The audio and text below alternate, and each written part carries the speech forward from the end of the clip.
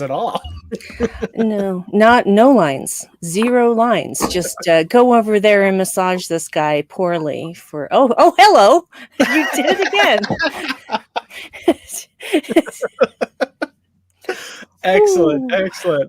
Welcome everyone to the aptly named Unready room with myself, Brucey Baby, or Baby Brucey, I guess, and Brandi Jackola. Welcome everyone.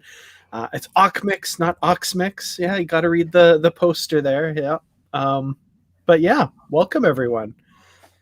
If you can't tell, we're here to talk about a piece of the action, the TOS episode, classic TOS episode from season 2. So, how's everyone doing this evening? Fine. No, I was almost late because I was not fine a few minutes ago, but now I'm fine. Now, Brandi, we've been over this because apparently, according to this episode, dames don't talk. We have those 2 women at the start that get a couple lines complaining about the laundry, but that's it. No, I'm just kidding. Thankfully, we don't live in that world at the moment. So good, yeah. Because there would be some problems. Mm-hmm. Indeed. And Bruce, how's that good fella up there in the top corner? I'm doing good.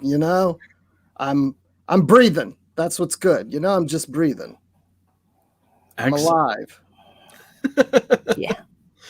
Well, in a world like this of Sigma Iota 2, sometimes that's all you can ask for, because it seems to be a place where life is pretty cheap. So, You don't mind if I put my feet up on the desk, do you? You know what? I don't know why people do that, because it is not comfortable. It is not in any way comfortable. Mm-hmm. Yeah, as far as like power moves go, like that exist strictly to be a power move, it's like, that's not comfy. Yeah, I'm gonna put my feet up on this desk and act like I'm not in pain. Yeah, I'm a badass. Yeah. Excellent. So to start out with, I guess this episode, generally considered a classic of the original series. How recently before this last time had you guys watched that episode? Just out of curiosity, if you know. Probably. Go ahead, Bruce. No, I was just gonna say, I think it was in 1928 when I saw it. Been time traveling again, Bruce. We talked about this. Mm-hmm. No. It was probably a year ago. It's been the past year. Okay. Brandi, do you know, or it's probably been a good 5 years since I've seen it. So it was. There were a lot of things where I'm like, oh yeah. I mean, I knew what the episode was about and what was in the episode and what happened in the episode, but there were still parts where I'm like, oh, I forgot that was Anthony Caruso and Vic Tayback and things like that. So absolutely. Yeah, definitely a classic episode. I've seen it many times in reruns over the years, and then of course Blu-rays and blah blah. I have no idea how many times I've seen this episode, but it's one that's come up quite a bit. First aired, we should say, back in on January 12th, 1968. So wow. Yeah. I was 3 years old. I was minus 5.5 years old. I was minus more years than that old. Yeah. I don't know. It makes me wonder if I did see this episode when it aired and I was like in the crib or on the floor playing with those rings that you stack on the little plastic thing or something, Mm-hmm. That's how I saw most of my first Star Trek episodes, so I have no memory of which one I saw first because too young. Oh, for sure. There's an interesting discussion going on about fedoras in the in the comments, and TJ, this feels like shots fired at Bruce. It's not meant that way, like in the context of the conversation, but it's just like, that's pretty funny. What? I love it. Sorry to call you out like that, but I just I like that. TJ can take it. We knew what he meant. Bruce doesn't seem amused. He's gonna put you on ice, TJ.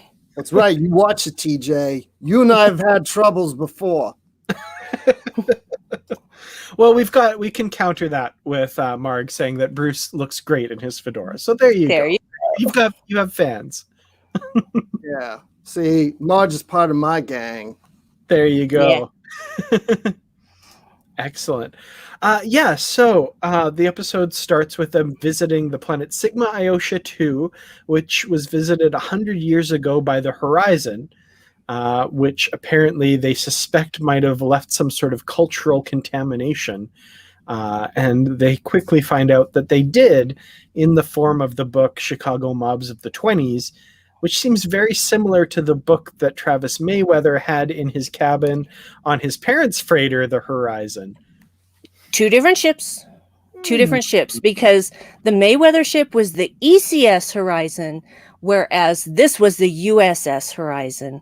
And though they're about from the same period of time, it's not the same ship. Because there's no way, come on, there is no way the Mayweathers went to that planet and left them a book about freaking mobsters. They just wouldn't do. They're way more responsible than that. There was a novel, though, Dan, wasn't there? This is where I'm going next, because the phrase USS Horizon isn't actually said in the episode. They never say that it's the USS Horizon. That's kind of what they've gone with in outside of canon up until that little cheeky in-joke by the Enterprise set designers. And the Enterprise novel Kobayashi Maru actually has Travis Mayweather's parents' ship visit Sigma Iosha 2. They interact with them a bit and leave them some books and that sort of thing. And after they leave, they're very shortly killed in the kind of first bit of outbreak of the Romulan War. So they do make it the Horizon in that novel, which I always think is hilarious, and I love it. Not gonna buy it. I'm not gonna buy it for the reason being that in this episode, it is a Federation ship. The ECS Horizon was not a Federation ship, and no amount of book retconning can make me believe that it was the ECS Horizon. So no. Yeah, it doesn't really fit, but no. I like it. I expect Lower Decks to address this. There we go. You gotta get on the blower there to Mike McMahon and get him to figure this all out. Let's just lock on to him. Just lock on to his coordinates where he's on the phone and just beam him up. And then we'll show him the error of his ways. Indeed. Okay, so I gotta say about this episode, I really enjoy it. I enjoy watching it. It's a lot of fun. There's just so much ridiculousness in it. I have a friend who has been watching all of Star Trek through with his family. He has 2 young girls and his wife, and they've never watched all of Star Trek, so they've been doing that lately. After watching this episode a couple years ago, he got in touch with me immediately afterwards and said that was the stupidest episode of Star Trek he's ever seen. And what's funny is I watched it this time with just kind of that in the back of my mind.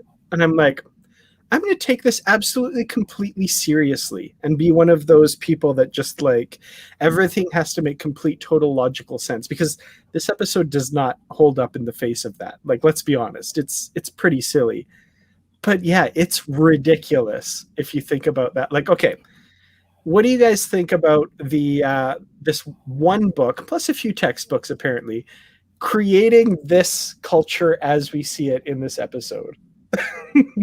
Well, they do state that the Ioshians are fairly imitative. Mm-hmm. And so they latched onto this thing and decided, oh, this would be a good way to run the planet. I thought they were supposed to be intelligent. Intelligent, right? So that's one of those things where I'm just like, So really, that one above all of the rest of them, See, well, the thing is that you listen to the list of books that Bella says that were left behind, and you're like, one of these things is not like the others. One of these things doesn't belong. So, yeah, it's just like all of these books for making tools and technology and stuff, and a book about Chicago mobsters. And I also like that, like, one of those books had to have like the exact dimensions and how to make a pool table, and the cues and the balls and all of that. Like all of this Earth stuff, it's just like completely exactly replicated here. But if you watch Oxmix in that scene, apparently there was nothing about the rules of pool or what ball you're supposed to hit or anything like that, because he doesn't know what he's doing.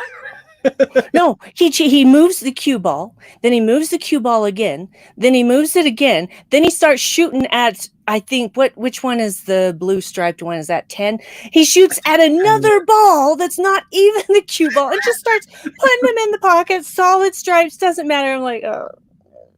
Because I grew up with a billiards table, so I know that is not a game. You should be there to help them, Brandi. Teach them. I should look. Are you playing like 9-ball? Are you playing straight up billiards? Are you playing snooker? What are you playing here? This doesn't make any sense. I wondered about that scene, and I mean, the simple explanation is probably like they wanted him in a certain place in the shot, and so he just was told to like just play with the balls, whether they're the cue ball or whatever, just start doing stuff so that you're framed in this shot and it looks good. We have the director movie here. But in the back of my mind, I'm like, if they're doing that on purpose, that he doesn't like actually know how the game works, that's actually kind of clever. And that like kind of fits in with the episode where we have the appearance of everything looking like the you know, whatever, but the substance, the knowledge of what it actually is kind of not there. And that's reading, like I said, probably way too much into it, but it's always in the back of my mind with that scene, because I'm like, he doesn't know what this is all actually for. It's just, they just recreated it. Yeah, and he tells Kirk to pick up a cue stick, and Kirk does, but never gets to do anything with it. Just kind of stands there awkwardly. Mm-hmm. Yeah, knowing that later he'll stand on that table and make a speech. You know, that's like one of the most memorable scenes for me from when I was a kid, because I'm like, oh, you should not be on that table, especially not with shoes on. My dad taught me you don't ever do that. Oh, okay. I love this comment. Lower Decks has got to visit the planet. I want Freeman to show up to collect the Federation's annual cut. Yes. Yes. It's put into a treasury. It's put into a planetary treasury. We find out this thing. You do it every year. Every year somebody shows up and picks it up. And it's Freeman's turn. Yeah, there you go. It's all the second contact ships that are assigned that duty, and the rotation comes up. And they got to go back to Sigma Iosha too. I love it so much. I want to hear it where they're heading there, and she's like, "What again? Has it already been a year?" Yeah. Oh man, that's great. Is that an Ioshan year? I wonder how long that is compared to an Earth year. Oh well, it probably doesn't matter, don't we? I don't know. TJ also asks, has anybody else read the comic A Piece of Reaction from '98 by Michael A. Martin and Andy Mangels, Enterprise E-Crew on Sigma Iosha? It's fantastic. I actually have not read that one. Have either of you? I know of it, but I have never actually laid hands on it. So I haven't had the chance. Recall reading that. I feel like I remember reading like a movie era TOS DC comic one though, way back. That's the one I remember, where the kid from this episode is now grown up and sues Kirk because he never got his cut. He never got his piece of the action. Right. So he like sues for like a percentage of the planetary like GOP or something like GOP. Nope. GNP. Yeah, sure. Gross national product, GNP. Thank you. Mm-hmm. I think I said the Republican Party. Yes, you did. Okay. You did, and we will just act as though that didn't happen. I'm apparently tired. It's The trial of James okay. T. Kirk. That's the one I'm thinking of. What Paul just said in the chat. Right. That's Yes. That's what I'm thinking of. Yeah, that's the one I remember as And well. then we recently read something in the Year 5 comic series. Yes. Oh, So I was yes. going to get to that one as well with the they want, I can't remember exactly, but the elections are happening at the time, Yeah. I think, and that whole Mhm. story.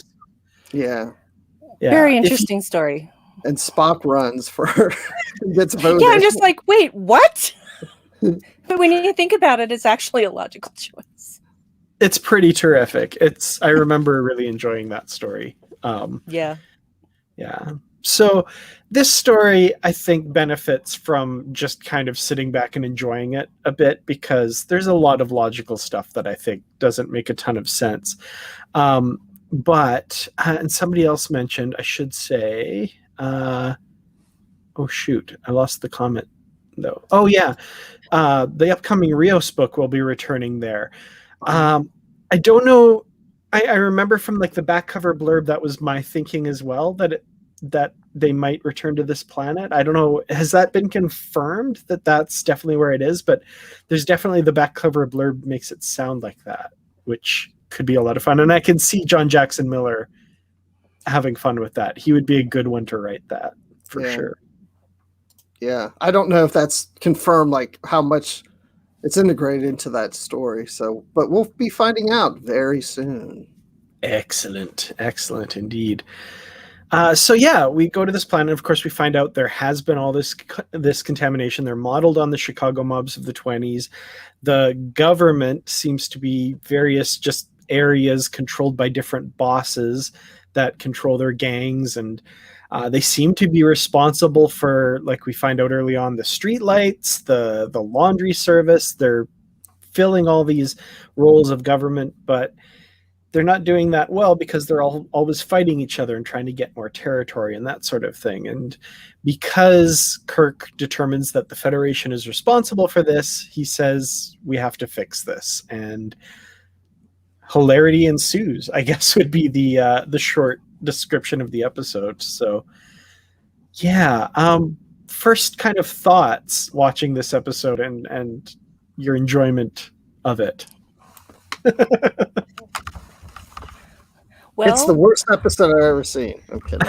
No, it's not the worst episode I've ever seen. It's funny.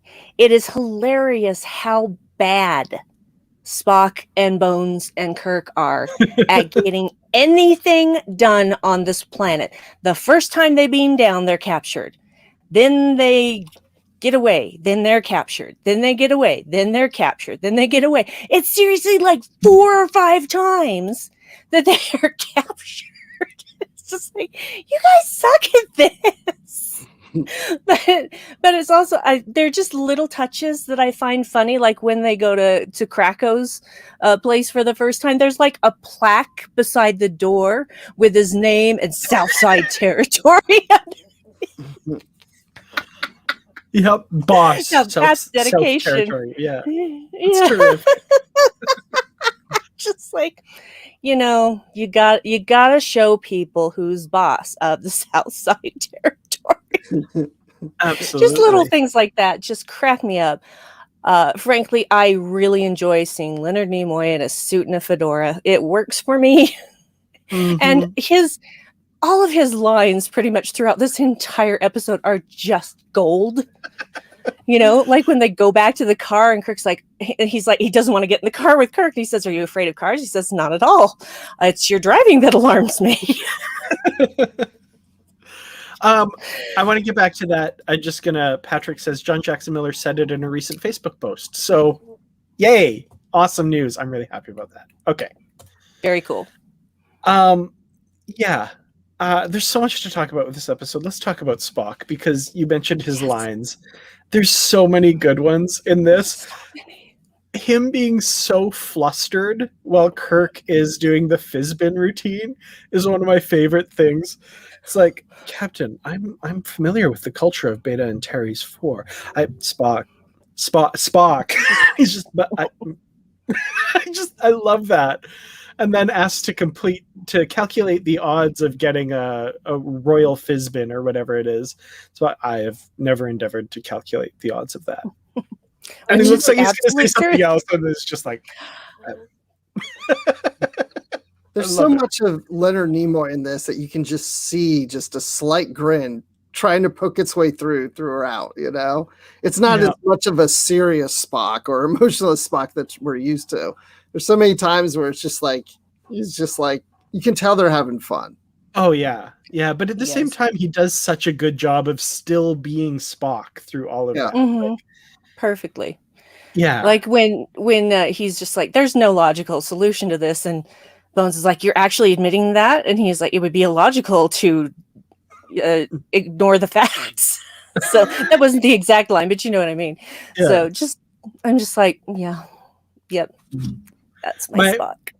My other favorite, and William Shatner, I have to say, is great in this episode too, as Kirk. Like, just the micro expressions and stuff that, like, they're dealing with the absurdity. So when he's like trying to get Spock to play along, and he's like, check, and Spock's like, right, and Kirk's like, never mind. He's just not getting He gets it right later, though. He does get it right later. He catches on. He does catch on, and then. Like, Kirk's been affecting this ridiculous, like, Chicago mobster over-the-top fake accent this whole time, and Spock's been just talking like Spock. But there's one moment where Spock's like, I'm going to try this too. I'd advise you to keep dialing. Just like, I love it. It's like, I'm trying here. Yeah, he really did try. He was, well, see, that's the thing with Spock, is that once he understands, once he catches on, you know, he's good to go. But but like in the very beginning, when they beam down and the guys come up and say, you better get petrified, and he's like, would you please mind explaining to me what you mean? Yeah, you know, turn to stone, put your hands over your head, or it ain't gotta be a head, you know. He finally gets it at that point, but it's just his bewilderment throughout this entire episode that is just genius. I love it. That scene where they beam down and then all of a sudden the shooting starts to happen. I don't know if I ever thought this before, but when I was watching it today, and they're just like, you know, they just shot a man, you just killed it. I was like, why isn't Bones over there trying to help him? He's just standing there like, yeah. And then they run off, you know, like, he didn't even try to save the man. I'm like, that doesn't sound like Bones. Yeah. I think that he's just as bewildered. That's actually an interesting observation about McCoy, because I had kind of an observation about him later in the episode. Like, I remember him having a bigger role in this episode, but for most of it, he's just kind of there, right? In the background. Yeah.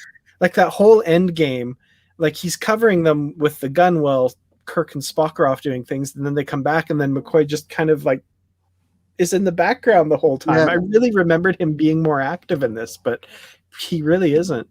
No. He's just kind of there. He's there to leave his communicator behind. I guess that's it. Right. Oh yeah, ooh yeah, and that's a thing that they stole for an episode of Enterprise, and actually that was a very good episode of Enterprise. Yeah, and they directly said like they were inspired by this episode. They're like, oh yeah, absolutely. What would that actually be like? Yeah. And it's the exact same thing. It's, again, leaving a communicator behind. It doesn't go so well. So they kind of take it to what the real logical conclusion of such an act would be, and it's a bit hard. It's a hard episode, but it's a really good episode. There's an older Star Trek reference book called Worlds of the Federation by Shane Johnson at the time. She has transitioned since then, and I can't remember what her name is now, but at the time that was the author's name. And they had like a 2-page spread for all of these different planets, and when you get to Sigma Iosha 2, most of it's from canon, a lot of it's from like TOS, the animated series, and like the first season of The Next Generation. But they extrapolated a bunch of stuff as well. So you get to the Sigma OSHA 2 page, and it's the person is like in a full Starfleet uniform, and it says like, years after returning to the planet a few years later, they discovered that they had disassembled the communicator, and now the planet had like a functioning orbital starbase and Starfleet command, and done all these things, and we're basically imitating the crew of the Enterprise, which I thought was great.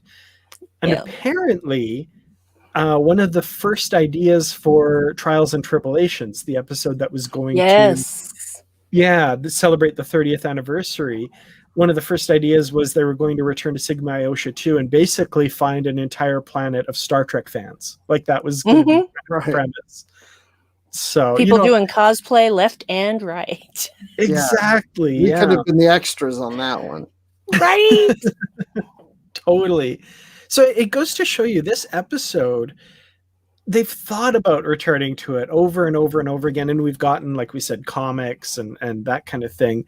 I'm really looking forward to the John Jackson Miller novel now. But, even in canon Trek, it's something that they've wanted to kind of go back to at least at one point in time. So I don't know. I feel like it's a difficult episode to follow up, but it could be a lot of fun to follow up as well. Yeah, it has to be a fun one, because just like your friend who's watching it, it's like, this is terrible, because it really is. It's a bit out there, but it's comical. It's fun. I mean, there's a lot of things about the episode that makes me think about The Voyage Home. It's that fish out of water thing and trying to fit in and use the lingo and not really quite doing it right. Yeah, it kind of had that feel to me. Yeah. Paul Naya, does LDS mention Fizbin, Lower Decks? I don't think they do, but Fizbin has come back in canon Trek. I think a couple times, but one time for sure is the Deep Space Nine episode, The Ascent, where Odo is transporting Quark to the Federation grand jury, and they're trying to pass the time, and Quark says, "Hey, do you want to play Fizbin? The rules are quite simple." One of my favorite throwaway lines. Yes. Sorry, because when I see LDS, that's not what I think of. I don't think of Lower Decks. That's unfortunately pre-programmed in me to be something else, because I live in Utah. I think of Star Trek 4 first, and then I think of just because of when in my life I watched Star Trek 4, and then later on I was like, oh, there's another layer to that joke. Yeah, which is why everyone in Utah really loved that line in the movie. They were just like, you guys are talking about us. Spock's a Mormon. It's canon. It's canon. It's canon now. Spock's LDS. Oh, man. Maybe they didn't need to do an episode where they beam down to Utah. That would be interesting. No, please don't do that. Please, my sauce. Please, not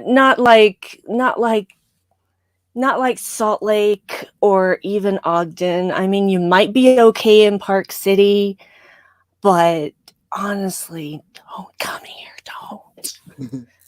It's not worth your time. Brandi votes no on that story idea. All right. maybe for a comic. Okay, maybe a comic, but still. I mean, I'm still trying to figure out why Robbie Duncan McNeil moved here. I'm just like, what? I heard him mention that on his podcast, and I have to say I immediately thought of you. I was like, I wonder how close they are. Not very.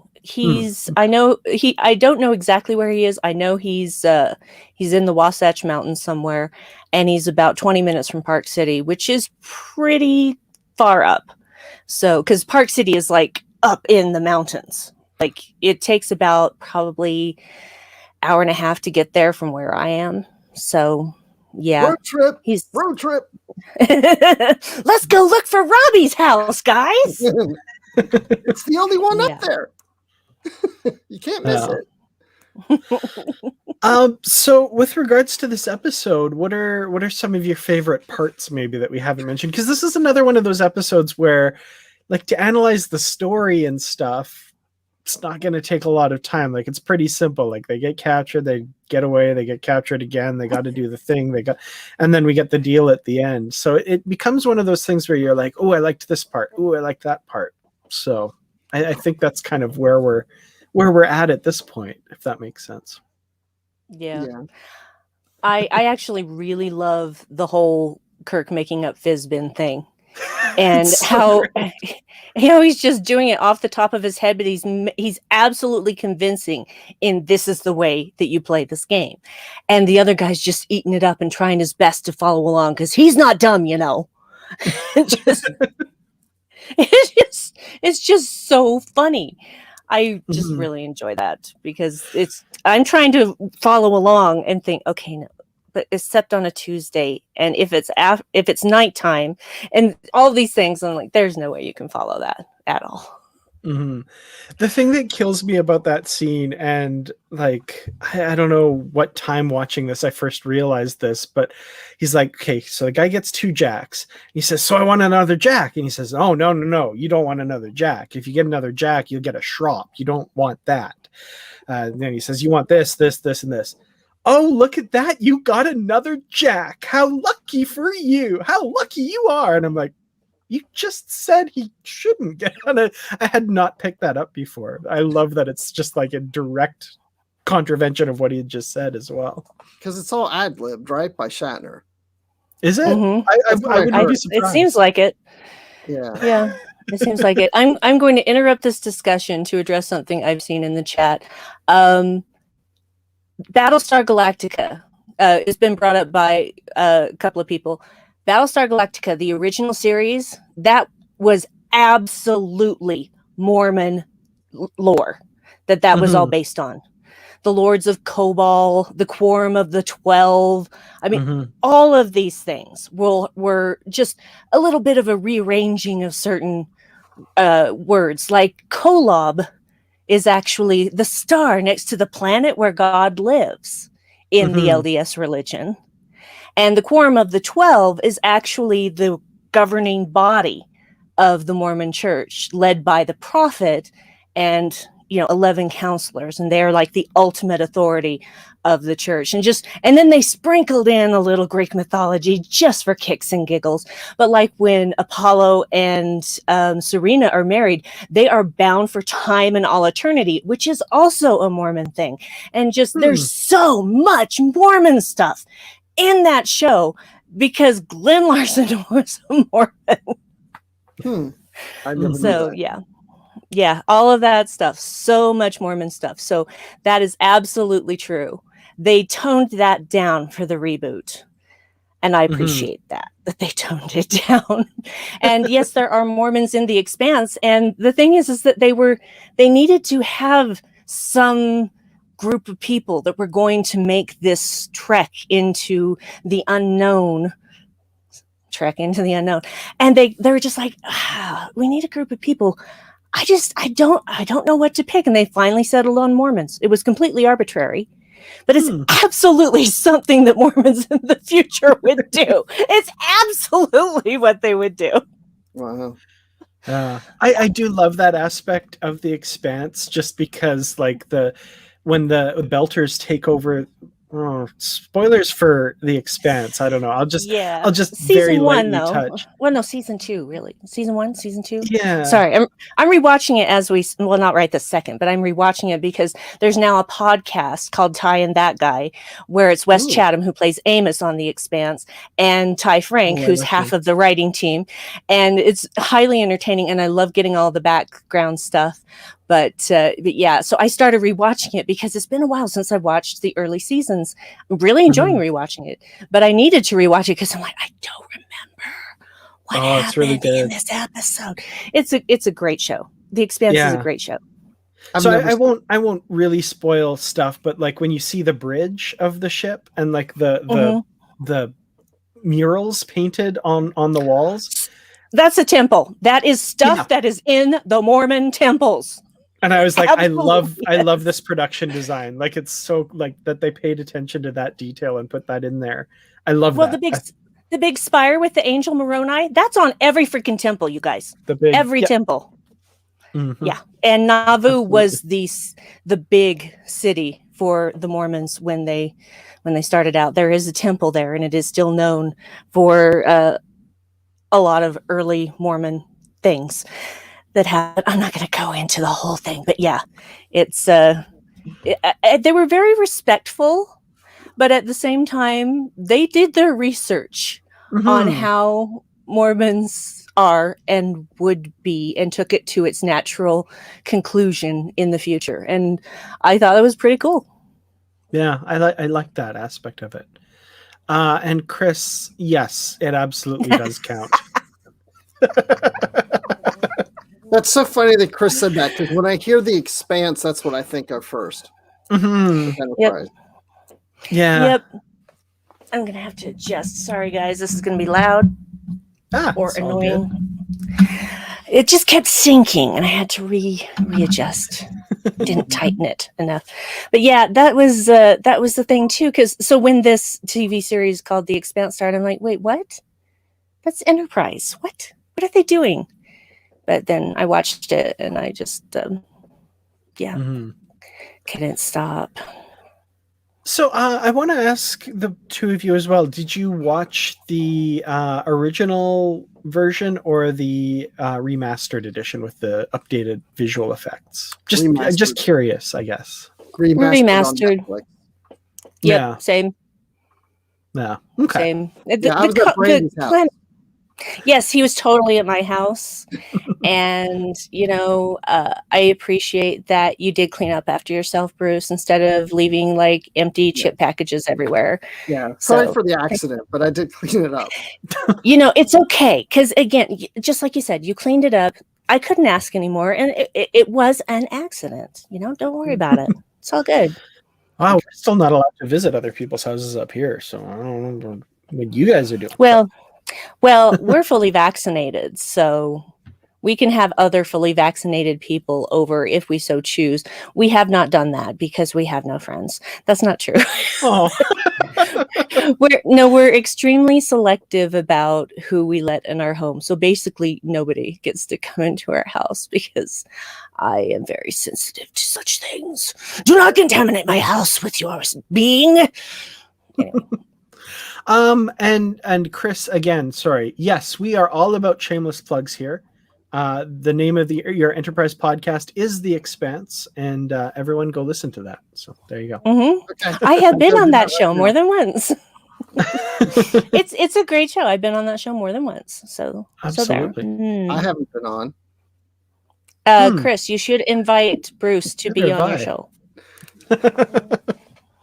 You should invite Bruce and Dan to be on your show. So it's kind of striking me that we seem to be maybe running out of things about this episode. I know. I'm sorry. No, I am a champion at tangents. So just steer the car back onto the tracks. Don't let Kirk drive that car, by the way. And let's get back to the episode. Kirk in the car. Let's talk about that. It's the oldest joke in the book.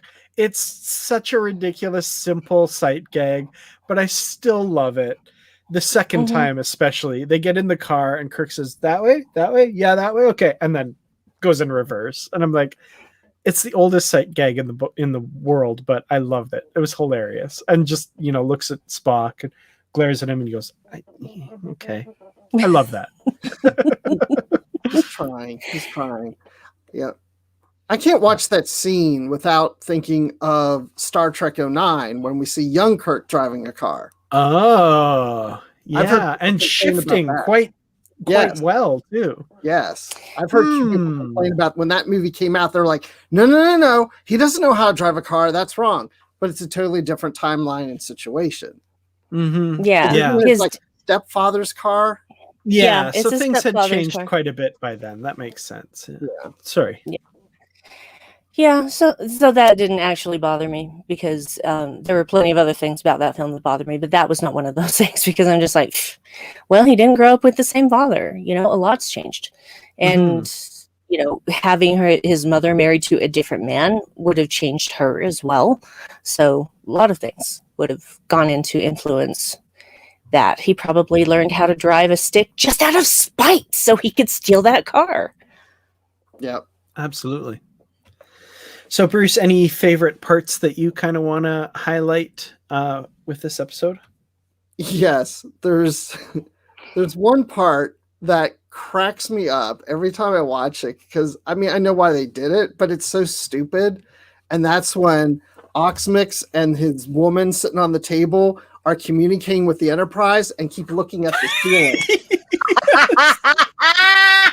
Like, what are they looking? Why are they looking at the ceiling? It's like, what, they see the Enterprise up there? Oh yeah, there we are. That's who we're talking to. I really noticed that this time, and like Oxmix I could kind of forgive, like he's like, just kind of blah blah blah. But yeah, the woman on his desk is like looking up at the exact same spot he is, and it's just like, yeah. Yeah, especially like when they look away and then back. Like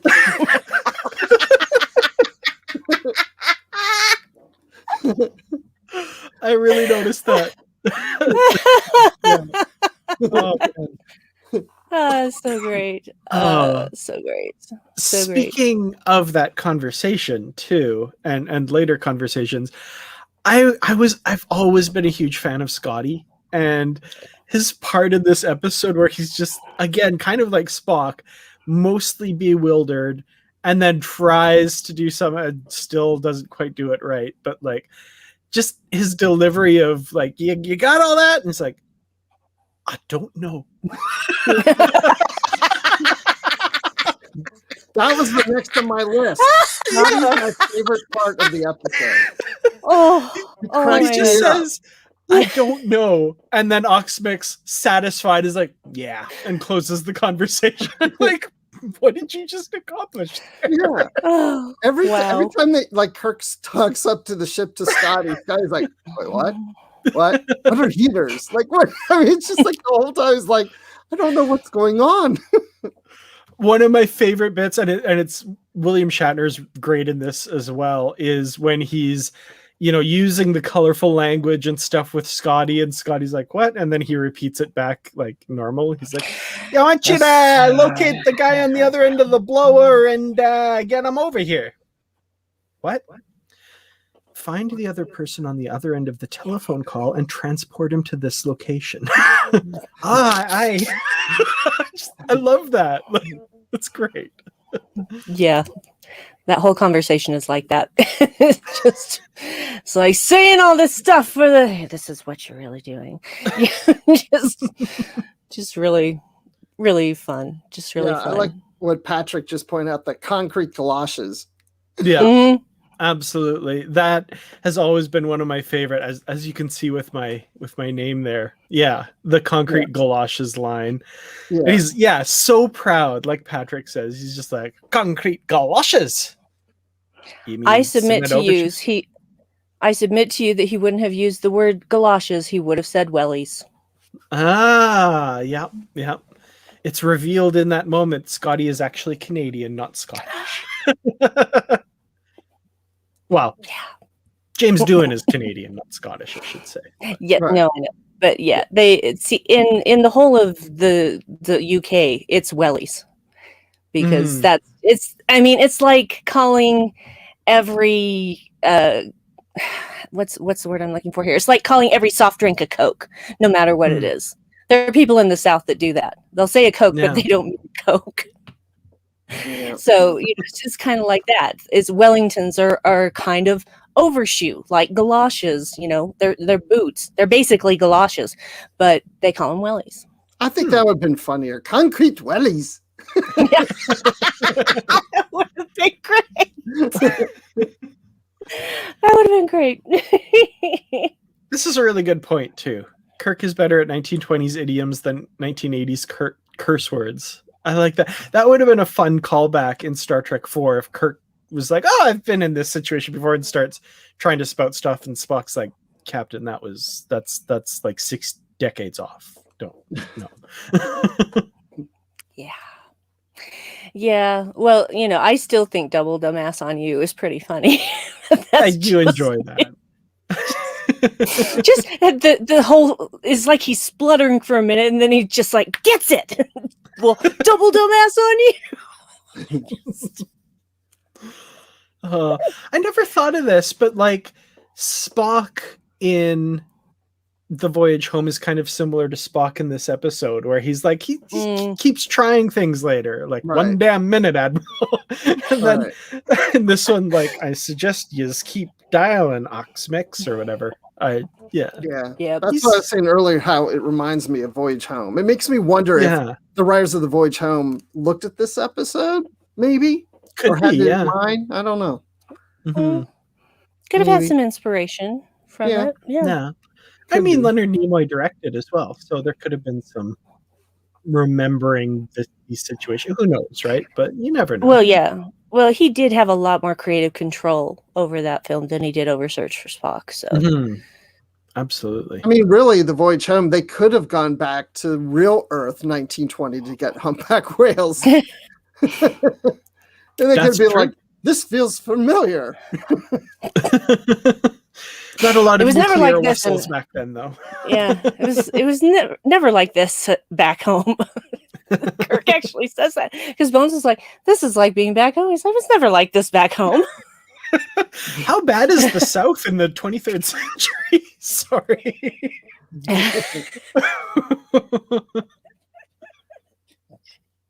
Anyway, sorry, Bruce. Bones is from Georgia too, I think. So yeah, sorry. I just live in the South. I'm not from here. That's fair. So, okay, another thing I like, and this is a very typical of a lot of TOS episodes, but the fight scenes and just how easily Kirk and Spock can just like, and McCoy, just one chop, boom, somebody's down. Yep. My favorite though is towards the end as he comes in and like Spock is taking care of his guy and Kirk just grabs the guy, just kind of shakes him up. Yeah. He actually does that with 2 different people. Like there's that one, the second time it's so obvious, but he does that in the background of another scene as well. And then I love the one where he like puts the bag over the guy and like winds up and then holds it, and then boom. What are you doing? Like when he's in the room, when he's at Krakow's and they put him on ice and he does the tripwire thing. So the first guy comes in and tripwire trips over it and he knocks him out. And then second guy comes in and he puts this blanket really poorly over his head and keeps moving the blanket around. Like, why are you moving the blanket? You know what? Parts of this episode and that scene especially, you could edit that together to look like a 1920 silent film and make it black and white and just speed up the speed just a little faster with the little, piano music. It would work so perfect. And the title cards in between. Yes. Like, ouch. I want somebody to do that now. I want to see this. Oh, and this was, you beat me to it. This was actually going to be my next point where I'm like, every aspect of this show, they're like playing up the silly bits, because that sound effect, especially when the second guy comes in, boing on the trailer, it's so ridiculous. Was that a piano wire? What is that? Oh my god. Oh, it's just fun. I know it's silly as hell, but it's still just so funny. It brings me joy. Sorry, I'm just thinking they should use that sound effect for other episodes when Kirk always meets a woman. Oh.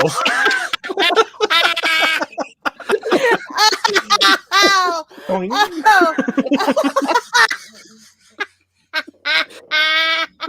Oh.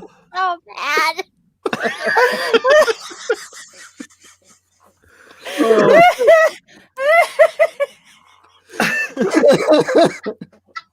I'm just laughing at Brandi. I think you broke Brandi. Oh. Hurry up, I need to catch my breath.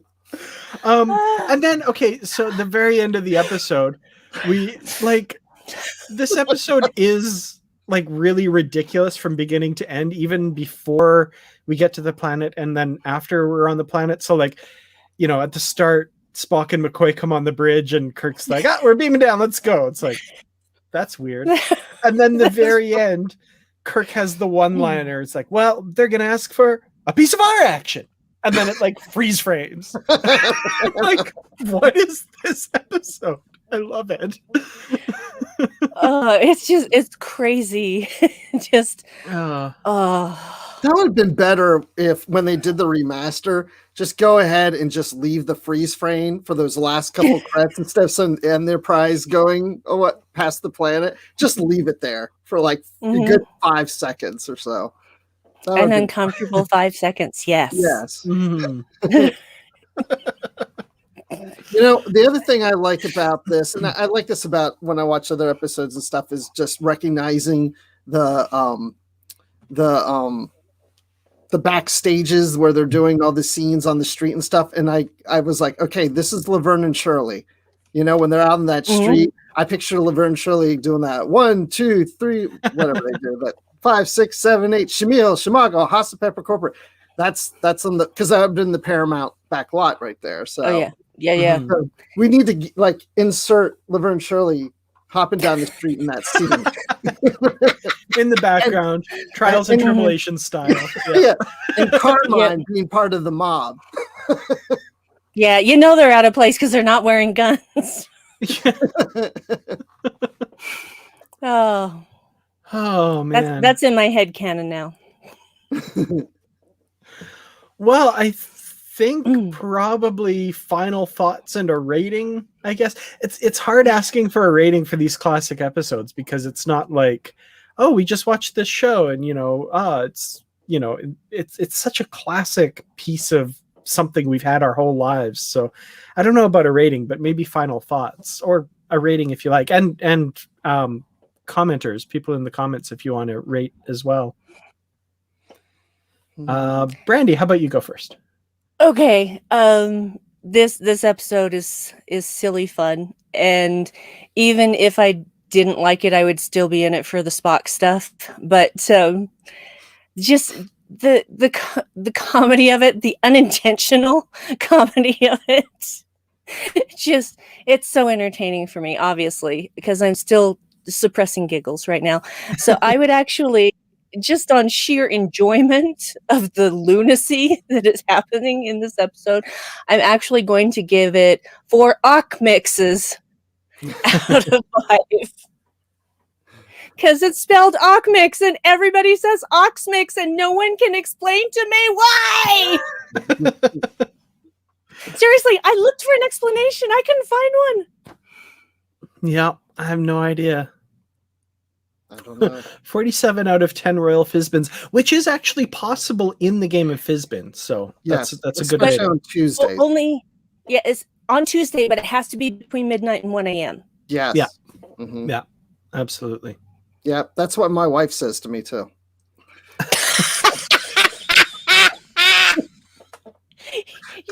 That's what she said yourself.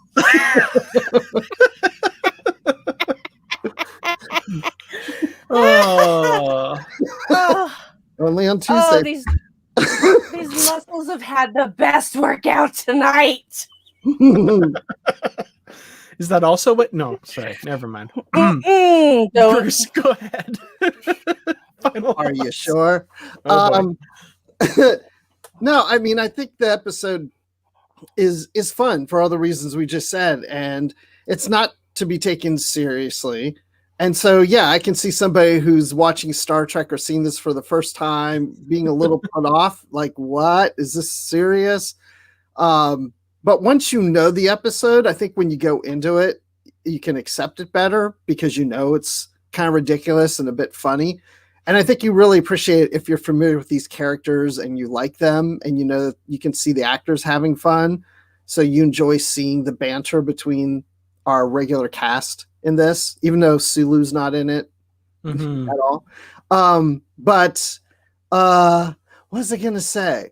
I don't know. It's one of those weird episodes where it's like I wouldn't say it's like one of my favorite TOS episodes, but it's just one of those ones I have to put in a different category of if I feel something silly and fun, I'll go to this, But I always find myself sometimes getting a little bored because the story isn't all that engaging to me. I'm just kind of watching it, not really paying that much attention to it. It's like it's a series of vignettes. It's not, it's like, oh, what crazy situation can Kirk and Spock find themselves in now? Oh, this is funny, Yeah. Yeah. So, I mean, my rating, I would say a really good 4.5, not half, 4 good, 4 out of 5 really hard stares at the ceiling. I like it. Yeah, my thoughts are very similar. It's kind of in its own separate category, like you said. Like it's not, I'm not gonna like bring out the C word and say canon, but there's like parts of this that like if you include it in like the serious world of Starfleet and the history of Star Trek, it's like that's a little weird. But at the same time, it's an indispensable episode. Like it's such a classic that you can't dismiss it. I loved it. I think TJ brings up a great point. Like this would feel right at home in the animated series. Like this feels like a cartoon. Yeah, I was thinking the Gold Key comics. That too, exactly, absolutely. Because those were freaking bonkers. Definitely, this fits right in with that. But yeah, I mean, I love it. I can't not love it. So yeah, I'd say 4 out of 5. Silent McCoys leaning against the back wall, not doing anything. Why is he there? Why is he? I don't know. But he got to be called Sawbones for the first and last time. That was cool. Yeah, absolutely. Yeah. Oh, and just really quickly, shout out to Vic Tayback, whom I have absolutely loved all of my life because there was just nobody like him, and his voice is so distinctive. Yeah. And people probably know him better as Mel from Mel's Diner in the series Alice. Mm-hmm. And he was just such a great curmudgeon, but I've just always loved him. He's like, and I always hey, Brandi! Yeah, exactly. That's awesome. But yeah, Terry Erdman and Paula Block, for example, named it as one of the top 10 essential episodes of the original Star Trek. So it definitely, it has its following. And I mean, I can't disagree. Like if I were to name 10 episodes off the top of my head that are just terrific episodes of the original series, I'm pretty sure I would include this one. So yeah. Yeah, it just occurred to me what they were actually doing with Second Contact, which is not something the Enterprise usually does. Oh, yeah. Should have sent the Cerritos, y'all. Yeah. I love it. It just occurred to me. I kind of wish they would they publish a Chicago Mobs of the 20s book, like an in-universe book that we could just buy. And maybe it's like something like Dayton Ward writes and it's kind of funny, like his travel books, for Klingon and all, it just something like that. Mm-hmm. Yeah, wasn't the date like 1992, the copyright date? Something like that. It was the 90s. Yeah. So they'd have to copyright it as that date. Right. I like it. Except it wouldn't really be. There'd be like the fake copyright page and then the real copyright page at the back. Right. Yeah, maybe it's just like you have the real copyright page, but when you open like the inside cover, it says a reprint of the 1992 edition or something. There you go. Perfect. Absolutely. Love it. We'll get on the blower to the guys over at Simon & Schuster. Yeah, I'm sure they're just waiting for that call. Yeah, they're like, okay. Wow. Well, I guess I'm going to open up the floodgates and say the first 3 episodes / movies mentioned by people in the comments, starting now as viewable on StreamYard. And then we'll pick a random 4th one as well. So, yeah. Mm-hmm. Waiting. Let's see what we got. Ooh, worst case scenario. Good Voyager episode. One I haven't watched in a long time, actually. Gosh, you guys are slower than usual. There we go. Spock on his cell phones. The new Butch Cassidy and the Sundance Kid. Yes, I love that. Ooh, okay, we Spectre have of 3. the Gun and Sarek. Spectre of the Gun from TOS and Sarek from TNG. Interesting. Yeah. Interesting. Okay. Well, if it's Spectre of the Gun, I know how I'll dress for that one. Excellent. All right. So we will pick a 4th one, I guess, via random means. If Bruce or Brandi, if you want to do You want to do a Brucey baby? Sure. All right. Hey, Siri. That doesn't work. You have to do it together. Faster. Hey, Siri. It's not me. Hey, Siri. Give me a number between 1 and 10. A random number between 1 and 10 is 5. Voyager again, you guys. I Why are swear. you calling Voyager when we do these? Should we do it again? Just for kicks. Let's see what it comes up to. Okay. Hey, Siri. I mean, we can still do Voyager, but Give a number between 1 and 10. A random number between 1 and 10 is 7. Oh, okay. That's Discovery, right? Is that Discovery? We're so bad at this. yes, it is. Because Enterprise is 6, Discovery 7. Right. Yeah. Okay. Cool. So between 1 and 3, I guess. Okay. Hey, Siri, give me a number between 1 and 3. A random number between 1 and 3 is 2. Ooh. Whatever episode it is, I'm on board. Season 2, I love. I love all the seasons, but season 2 is super special. I think there were 14 episodes, but there were 14. Yes, 14. Okay. 13, I guess, if we count the finale as 2 parts, but whatever. Okay. Hey, Siri, give me a number between 1 and 14. A random number between 1 and 14 is 1. Ooh, season premiere. Brother. Okay. Wow. I watched that. First pike, first pike, first pike, first pike. Sorry. All right. So our 4 episodes, we have Worst Case Scenario from Voyager. That was the return of Seska in holographic form, is kind of the short description of that one. Spectre of the Gun from TOS. That was the gunfight at the OK Corral in season 3. Sarek from TNG.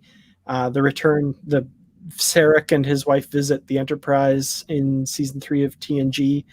And Brother from Discovery, the first episode of season 2, kicking off the whole Red Angel storyline. So there we go. I will put out that tweet on at Positively Trek. So follow us there if you haven't already. You'll see that tweet. We'll have a poll. You can vote on which episode we talk about in 2 weeks. So yeah. Got some good ones. Hey, I want to do a plug. Can I? Please, by all means. Plug. So on Tuesday's episode of Positively Trek podcast, listen so you can find out how you can enter our giveaway of 3 Lower Decks Season 1 Blu-ray sets. And they come with, as a special bonus, 8 character cards will come with it also. So we have 3 winners. But you'll have to find out how you enter by listening to that episode. Absolutely. And that episode drops on the release date of this Blu-ray. So we're celebrating. We're talking all about it that episode. So it's going to be a lot of fun. That's kind of a problem because if you're like, oh, I want to win it, then you're like, oh, but now I can buy it. So should I hold off buying it to see if I win it? You know, that kind of thing. Well, it's a conundrum. I think that you should just wait to see if you win it because free. And then if you don't win it, you can buy it. I'll be honest, I already have my free copy, but I still have the Steelbook ordered because I've got a theme going on with all the new series. Everything I have so far, Discovery, Picard, and now Lower Decks, gotta all be Steelbook. That's cool. Now, did your co-host get his copy too? Yes. Okay, I still haven't got mine. Dude, mine came today. Like it came this very day. So I'm sure yours will show up very soon. Yeah. Yeah, mine showed up yesterday in the Podcasters! morning. So. Yeah. Yeah, Awesome. rub it in. So Brandi, where can people find you online when you're not talking about Fizbin here on Kurtrat's Productions? I exist everywhere and nowhere. No, you can. You're a hyper intelligent koala who controls the universe, right, or something? I'm smiling. What do I know? Yes. Oh, yes. You can find me on Twitter at Brandywine12. Brandy's with an I-12 as a number. That's the way to find out what I'm doing, which I'm not there a whole lot just because work is stupid busy right now. And Dave is also working mandatory overtime, and we're both just exhausted by the end of the workday. And so I basically just come home and flop. We both do. So, but if there's something going on, you'll hear about it on Twitter. So you can follow me there and see what podcasts may or may not be going out soon. And here, you can find me here every other Saturday. Yay. Bruce, how about yourself? Well, I'm in Chicago and the mob. I think maybe next April you'll find me in Chicago at Star Trek Mission. Oh, so cool. So I've already talked to my wife and kids. We may be making a family vacation of that. So nice. Because it falls on spring break for my youngest daughter. Not my is my oldest daughter? No, she's not on spring break. But anyway, she'll be at college. But anyway, I'm on Twitter.